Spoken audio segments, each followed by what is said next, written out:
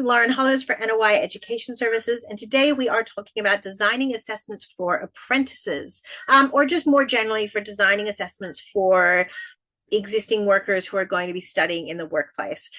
So if you haven't already, you can go and check out the video I've done before this, which was more in and around designing assessments for international students, and what we looked at was some of the considerations as to how we go about dealing with that. And it's very different designing assessments for people who are in the workplace as opposed to people who have not been exposed to that workplace before. So when we're talking about designing assessments for students who actually are currently in the workplace, there's a couple of major changes that we look at, but also I think that there's some common mistakes that get made in relationship to expectations of access to resources and things like that as well. So obviously the first thing that you're going to be dealing with is like any other contextualization, you want to think about what your cohort is. So if we're dealing with existing workers and we're talking about like apprentices, there's going to be a big difference to the language that we're going to use. For example, if we've got apprentices working in civil construction, as opposed to if we've got like electrical apprentices, as opposed to if we're dealing with, existing workers in the workplace and they're doing a diploma of leadership and management, and your average age is like 40, 40 to 60, with 20 years of management experience. Okay, so the first thing that you need to do, as with any other contextualization, is really look at your learner cohort and look at the existing knowledge and skills. This is obviously like basic within the standards. It should be incorporated into your TAS, and it needs to be incorporated into your assessment tools as well. So when it comes to like the actual questions that we're asking, often if we're working with assessments specific to a workplace, you can phrase a lot of the questions around like, in your workplace, how do you X? Okay. So for a lot of the units, you can incorporate like that sort of language because it just makes it really easy for learners to understand how they do that in the workplace. However, one of the things that often happens when we go about looking at tools that have been designed for the workplace is there's an assumption that the learner has access to everything. So for example, if we think about like a brand new apprentice to an organization, yes, there's going to be a whole bunch of forms and documents that they will have access to, but depending on what we're actually asking the student to do, they may or may not have access to that. So prior to actually writing some of these units, there's often a case where in Anna Wire's case, what we have to do is we have to actually go and talk to them and go, okay, well, like, who's the employer? What level of access do these guys actually have? What are the skills that we're looking to build? And when we're looking to build these skills, what's the kind of level of access? Now, generally, like a number one for me is anytime that you're doing anything related to like finance or HR, assume limited access. Okay. So if it's things like coaching others, if it's things like writing a budget, if it's things, if it's anything of that nature, even though they are in the workplace, more often than not, even as part of a traineeship or an apprenticeship, the student is actually not going to have access to that information. So they probably aren't going to have access to things like Xero or whatever the financial management system is. They may not have access. They likely won't have access to the HR system if it's for things like performance management and coaching others. They may not even have access to like a wide variety of things like, position descriptions and company mission statements. Like, depending on the size of the company, a lot of companies you will not easily readily, they may not have a mission statement, they may not have like some of this documentation. So it's important to think about what they're going to have access to and what they're not going to have access to. And as I said, like, our default is generally when it comes to anything HR or finance related, we make an assumption that they're likely not going to have access to it. They may have like a better understanding of it because they are working in a workplace, and they may have access to people like mentors and supervisors who can give them more detail in and around that.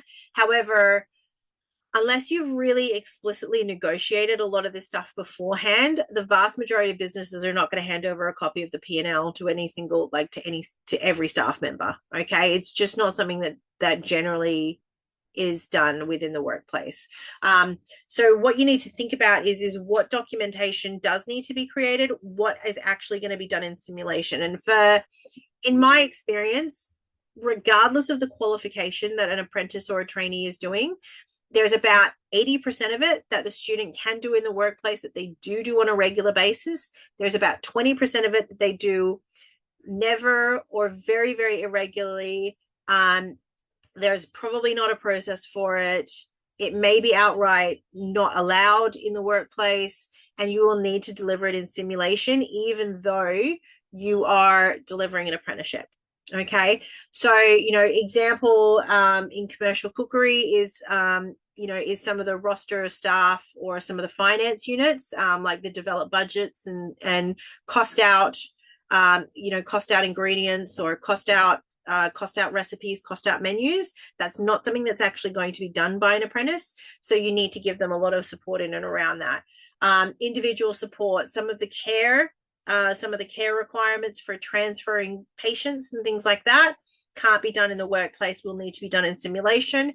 And obviously even things like the showering, to be undertaking that under real life observation is just generally not going to be appropriate. And so you're going to need to do some of that in simulation as well.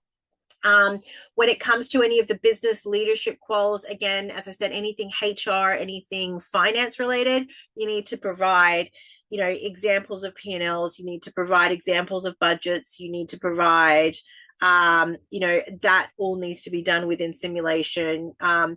If it's a smaller company, you may need to have examples of compliant policies and procedures for that specific state legislation. And it does need to be specific to that state's legislation, like the amount of times that we go in and we look and they go, oh, the answer is, your state legislation. Well, no, sorry, that's not actually a benchmark. You actually need to put that information in there as to like, what is the specific state legislation for that particular, unit or for that particular industry. And if you're designing the assessment tool nationally, then you need to put it in for all of the states. Like that's just what you have to do when you're developing a compliant assessment. So you can, when you're doing a lot of your tasks, so for example, if you've got to observe them doing some of the harder skills is going to be much easier to observe. So like if we're talking about chefs, we're going to observe them being able to create dishes. But again, if we look at that compared to like international students, when we're creating it for international students, we can actually go, well, this is the recipe that you're going to create. So when we've designed our certificate 3 in commercial cookery, we've just basically developed an entire cookbook, and we know all the recipes for the specific units that are going to sign off all of those specific individual requirements. Whereas if we're doing this for an apprenticeship, one of two ways to go about it is like, you basically need to have like a fairly in-depth checklist, because they are very specific in the new commercial cookery on as to like what specific types of fish have been provided, have all of the different types of cookery methods been undertaken, have all of the different dishes been undertaken, have you got the right combination. So if you look at that desserts unit, the desserts unit is horrific in that you've got to have so many different like specific types of fillings and specific types of cakes and specific types of desserts and specific types of toppings and stuff like that. All of that sort of stuff has got to be undertaken. So at that point, you need to make a decision for the workplace as to whether or not you're going to go, well, these are the recipes that they need to undertake, or are we going to create like kind of a more holistically clustered checklist of like, these are all the different toppings, these are all the different fillings, these are all the different main dishes, like main types of dishes that need to be cooked. And then your assessor has to go through that job of really checking and documenting that, and how you're going to record all of that sort of information. Like bricklaying and things like that, you've got to make sure that you've done it to a certain degree, like a certain amount, a certain area and things like that. So how you go about recording that in order to be flexible to the workplace is one thing, or you can look more at doing that sort of, and again, it's going to depend on whether or not you're doing it in the workplace or doing a block model of training. But how you go about recording that evidence is going to differ based on how you deliver to your cohort. There is not one of the issues that I see with RTOs is that they have one set of assessment tools, and that one set of assessment tools has to cater to multiple cohorts and multiple delivery methods. it's just generally not the case that you can do that effectively and actually have a tool that's usable for your student and for your trainer. When the tool is not usable for your student, it gets completed incorrectly and they get really upset and they get frustrated, and progression is much more difficult to manage.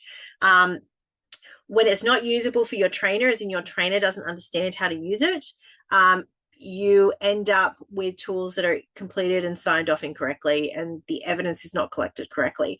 So what you want to do is you want to make sure that you're designing your assessment tools in such a way they can be used by your students and your trainers, but that they also collect all of the evidence required. And it's always going to be a balance. But contextualization is really the number one key in order to making that successful for your cohort and for your delivery method. And as I said, the big thing that I wanted to kind of articulate to you guys over the last 2 videos was that the existing skills and the delivery method, so the existing skills of the learner cohort and the delivery method through which you're delivering it. So as I said, really that's going to be like in the workplace or not in the workplace, in simulation, is going to be the key to developing an assessment tool that actually makes sense. There are very few qualifications and units where you don't need that information in order to develop an assessment tool that's usable. That's just my experience. But yeah, we certainly, when Anna Wire writes, we don't actually build an assessment tool until we have that information, because we just don't think that it can be built well without that. So that's a little bit about how you go about designing the assessment tools. I hope you guys have found this helpful. There's lots more information about how to build good assessments available through our YouTube page. You can go into playlists. I think we've got 2 or 3 assessment playlists that are very, very handy. If you do want to support us, smash that like button, hit the subscribe, hit the notifications button. We still, for some reason, have most of you guys that actually watch us but aren't subscribed. So please do subscribe. It's the best way that you can support our channel. Comment below if you liked this video or if you've got any other questions. If you need some help with assessment development, by all means, as I said, reach out to us at Lauren or Laura at annawire.org. I hope you guys found this helpful. My name is Lauren Hollows for Anna Wire Education Services.